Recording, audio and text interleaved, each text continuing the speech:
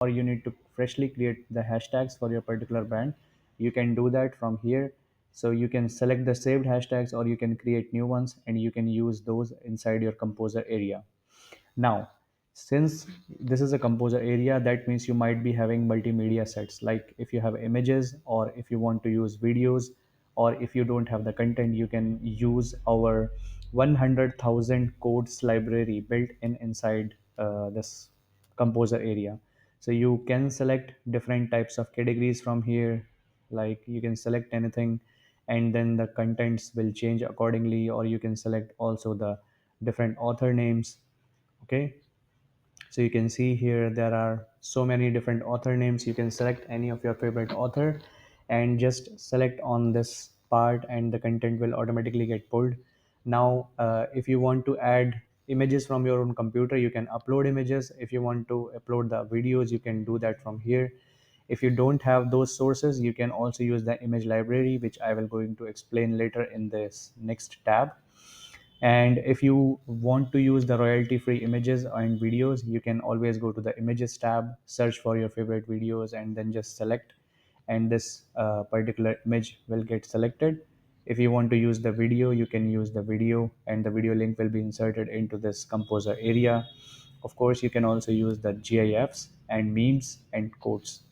Okay, so this is the first step, and we provide you so many different multimedia options and resources to create the best possible content for this brand so that you can create a lot of engagement on your social media. After this is done, you can click on the next step, and in this next step, you will see whatever the accounts you have connected in this particular brand. These social media accounts will show here for you. So for instance, I have only connected one's Facebook page into this brand, therefore this Facebook page is shown here, and I will select this page. So once you select this page, you will see this tick mark in this ribbon, and once this is selected, you can select on the next step.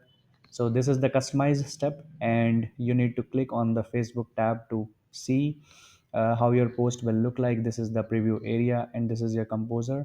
Now this step is very important because here you will,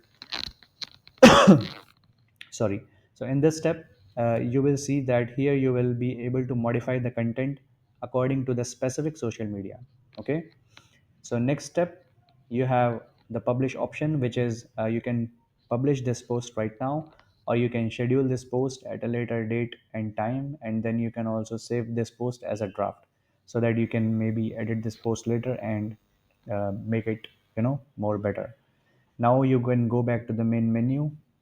So this composer section is also located here, and you can also go to the composer section from the create menu. Okay, the next step is image library. So let's suppose you want to create some nice image with some text. So you can search here the images, and after that you have this button, click to customize, or you can simply compose a new post from any of the image right here, and this will take you to the composer area.